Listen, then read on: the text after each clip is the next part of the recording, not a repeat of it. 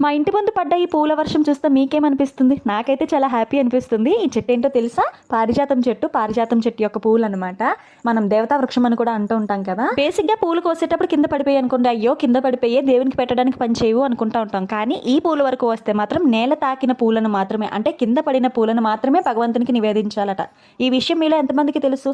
అలాగే మనం పూజ చేసేటప్పుడు ఈ పూలను ఎవరి దగ్గర నుండి అడిగి తెచ్చుకోకూడదట. అంటే ఎవరి చేతులతో ఇచ్చినవి మనం తీసుకుని భగవంతునికి పెట్టామనుకోండి, ఆ పూజా ఫలం అంతా పూలు ఇచ్చిన వాళ్ళకే పోతుందంట. అంటే మనం స్వయంగా వెళ్ళి కింద పడిన పూలు తీసుకొని భగవంతునికి నివేదించాలట. ఇన్ని స్పెషల్ క్వాలిటీస్ ఉన్న ఈ ఫ్లవర్స్ ని ఆయుర్వేదిక్ మెడిసిన్ గా కూడా వాడుతున్నారట. ఎలాగో అంటే మనకి మనలో చూసారా, చాలా మందికి నిద్ర పట్టకపోవడం అది ఉంటుంది కదా. వాళ్ళు ఏం చేస్తారంటే రోజు ఒక గుప్పెడు పూలను స్మెల్ చూడటం వల్ల మెల్లమెల్లగా వాళ్ళకి ఆ ఫ్రాగ్రెన్స్ వల్ల మనకి నిద్ర పట్టే హార్మోన్ రిలీజ్ అయ్యి త్వరగా నిద్ర పట్టే ఛాన్స్ ఉంటుందంట. ఈ టిప్ మీలో ఎవరికైనా ఉపయోగపడితే ఖచ్చితంగా ట్రై చేయండి, మంచి రిజల్ట్స్ ఉంటాయట. సో మన ఛానల్ చూస్తూనే ఉండండి. Bye bye.